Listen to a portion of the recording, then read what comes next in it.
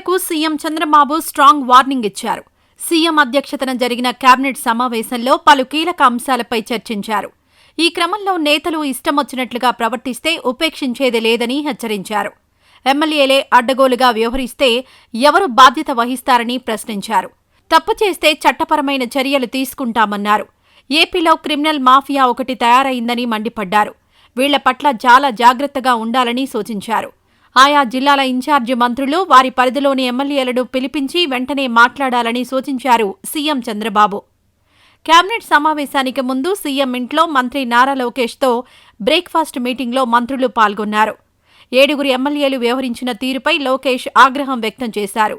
Srisailam MLA Budda Rajasekhara Reddy విషయం మంత్రులు లోకేష్ దగ్గర ప్రస్తావించారు. ఇలా రోడ్డు మీద పడి దాడి చేయడం ఏమిటని లోకేష్ ప్రశ్నించారు. ఇలాంటి సంఘటనలు రిపీట్ అయితే సహించేది లేదని హెచ్చరించారు. సంక్షేమ పథకాలు, ముఖ్యంగా స్త్రీ శక్తి పథకం బాగా జనంలోకి వెళ్లాయని చెప్పిన మంత్రి నారా లోకేష్ ప్రజా సంక్షేమంపై దృష్టి పెట్టాలని సూచించారు. ఈ వీడియో నచ్చితే లైక్ చేయండి. అలాగే మా ఛానల్ ని ఫస్ట్ టైం కనుక చూస్తున్నట్టయితే ఇప్పుడే సబ్స్క్రైబ్ చేసుకుని పక్కనే ఉన్న గంట సింబల్ ని యాక్టివేట్ చేసుకోండి. అప్పుడే మేము పెట్టే ప్రతి వీడియో మీకు నోటిఫికేషన్ గా వస్తుంది. అలాగే ఈ వీడియో పూర్తిగా చూసినందుకు ధన్యవాదాలు.